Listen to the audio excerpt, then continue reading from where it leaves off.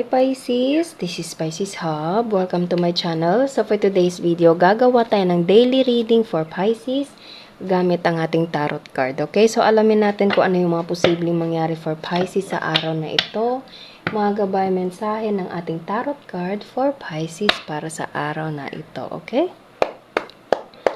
Reminder lang po na ito ay general reading Pisces. So, pwede pong mag-resonate sa'yo, pwede pong hindi. And, this is a timeless reading. So, kahit anong araw, buwan, taon mo ito napanood. Basta magtugma po sa sitwasyon nyo po, take lang. Pag hindi, huwag pong ipilit, okay? So, alamin natin kung ano yung mga posibleng mangyari for Pisces para sa araw na ito. Ano yung mga posibleng mangyari? Mga gabay mensahe. 7 of Cups, other options, dreaming, manifestations. It's either maraming choices, there's a lot of options, or nananaginip. Pwede pong ganun, Pisces. So, kung ano po ito? Ano po ito?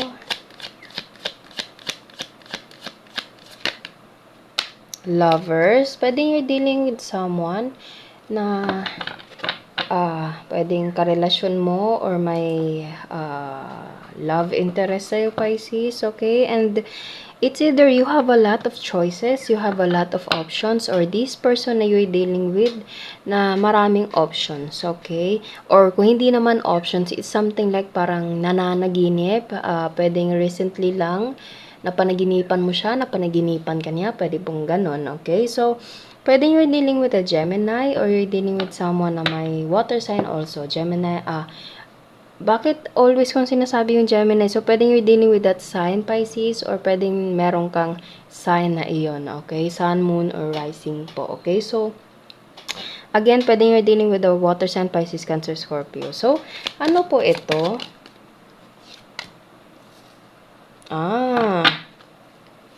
Pwedeng there's something na falling apart, separation. Kasi para siyang pwedeng you're dealing with someone na work-driven, workaholic, or financial, kumbaga, mayaman. So, it's either you or this person is maraming connection. Okay? Or pwedeng sige nga. Medyo to dito eh. Medyo, sige pa. There's a communication and clarity regarding with this person na parang merong something na bigat. Okay? Sa komunikasyon na ito. Or pwedeng you're dealing with someone na parang feeling mo marami siyang option, Pisces, or he's dealing with another person and, oh wow! Nararamdaman ko yung comeback dito, Pisces, sa inyong dalawa. Okay? Kasi obviously, this is a love reading po. So, kasi unang-una pa lang, meron tayo ditong, anong tawag nito? The Lovers. Okay? So, love reading ito, bottom of the deck is the Magician. There's a comeback. There's something na parang pakikipag-communicate sa inyong dalawa. So, pwedeng nagkaroon kayo ng something like falling apart to this person, lalo na meron tayo ditong 5 of Swords. Is either ikaw yung nang iwan or iniwan mo itong taong to. Kasi pwedeng meron kang nakita na parang mga signs na meron siyang kinakausap na iba or siya yung parang nang-iwan sa'yo kasi meron siyang signs na parang nakikipag-usap ka sa iba, okay? Pero yung pagmamahalan nyo, Pisces, is totoo. Kasi meron tayo ditong the Lovers. Kaso, meron tayo dito siyang 5 of Swords. Nasundan siya agad. So, napapansin nyo, 7, 6, 5. So, it's like decreasing, Pisces. From sobrang ganda, from sobrang saya, parang paunti-unti siya. And sa relasyon, Pisces, it's so normal. Normal lang po yung ganun po, okay? There's an ups and downs po sa relationship. Pero ang hindi lang natin alam dito is something like matutuloy pa ba o hindi na, okay? Kasi sa Seven of Cups dito, nasundan siya ng Six of Cards, which is the Gemini, the Lovers, and nasundan din siya ng Five of Swords, okay? So, it's either there's a falling apart or cool off sa inyong dalawa or something like parang nagdesisyon na to walk away and parang nag-focus ikaw or siya sa trabaho or something like sa mga connection, okay, sa trabaho. And it's either you or this person feels so heavy, okay, habang nagtatrabaho. Nakikita nyo yan, Pisces. Ayan siya, oh, habang nagtatrabaho, sobrang bigat. So, it's either ikaw yung makikipag-communicate sa taong to or this person will communicate to you and kumbaga there's a clarity sa inyong dalawa, there's something na pag-uusap with panguunawa, pwede pong ganon, and nakikita nyo ulit or something like yung parang future niyong dalawa. As I said kanina, pwedeng there is a comeback sa inyong dalawa, Pisces, after this Three of Wands right here. There's a planning, there's a looking for the future, okay? So, okay. So, yun nga, parang there's a comeback talaga sa inyong dalawa. Pero kung hindi naman, pwedeng hindi siya mangyayari ngayon. Pero as I said, this is a timeless reading po, okay? So, take lang kung kailan, kung kanino mag-resonate. So, there's a planning. There's something na steps, taking a steps, okay? Or something like parang merong tinatanaw po. Okay? Kasi nakikita nyo, meron siya ditong 3 wands and nakatanaw siya dun sa kabilang isla and merong mga barko. Okay? So, pwedeng long distance kayo ng taong to and pwedeng nasa ibang lugar ito. Especially kung dadaan sa tubig, dagat, ilog, kung ano man yun. Kasi nakikita nyo yan, no? May parang sapa or ilog or parang I don't know, and kabilang isla merong bahay, and ito naman is nakatanaw din dun sa kabilang isla, okay? So merong distance sa inyong dalawa and you or this person will work things out, or kung hindi naman, it's something like parang it happens for a reason, Pisces. Okay? Lahat ng yun may rason. Lahat ng ito may rason kung ano man yan. Okay? So, depende po sa kung ano man yung sitwasyon nyo po, Pisces. Pero lahat ng yun, as I said kanina, everything happens for a reason. And tingnan mo yung kung ano yung nakalatag sa harapan mo, yung mga impormasyon, yung mga realization, yung lesson. Okay? Tingnan mo iyon at saka kumbaga take it as a lesson or anything para magamit mo sa buhay niyo po.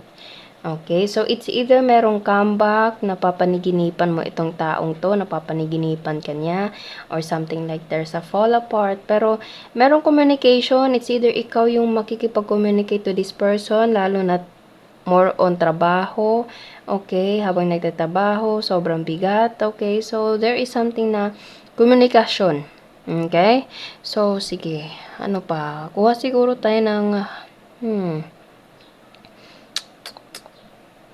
Ito, when two hearts meet. Okay, kasi love reading yung nandito. Okay, so alamin natin kung ano yung mga posibleng mangyari for Pisces sa sitwasyon na ito regarding with this person. Pwedeng you're dealing with a Gemini, Earth sign, Taurus, Virgo, Capricorn, another Pisces, kasi meron tayo ditong the High Priestess, and marami din tayo ditong fire sign, Aries, Leo, Sagittarius. Okay, so ano po yung message nyo po regarding with this person na dinidim ni Pisces? Ano po yung other mensahe for Pisces para sa araw na ito? Gabay, mensahe, advice niyo po para kay Pisces para sa araw na ito.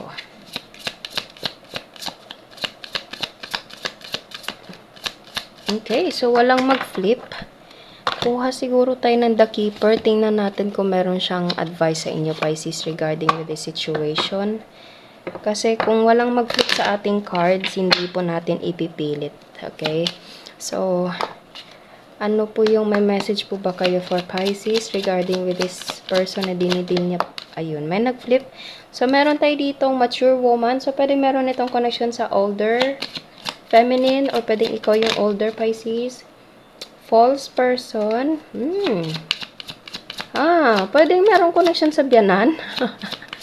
Or something like nanay, na parang may balakid ba yun? Tama ba? Or may something like harang. Pwede pong ganun. Okay, and gift. Saan galing itong gift na ito? Ano yung laman ng gift na ito?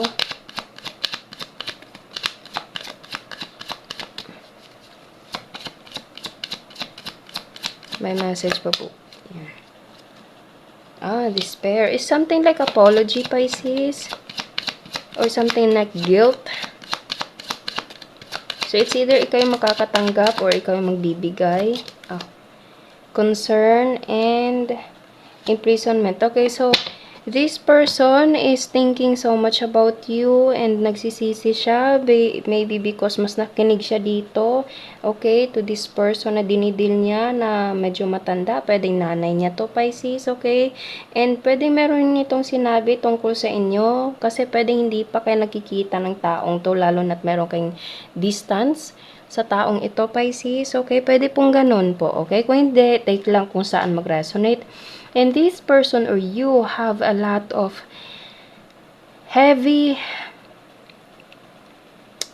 feelings or burden sa sitwasyon na ito. Ramdam nyo yung bigat, Pisces, okay? The imprisonment and despair. And there's something na concern, okay? Because of this, what happened right here. And there is a gift galing sa taong to or ikaw yung magbibigay towards this person po, okay? So,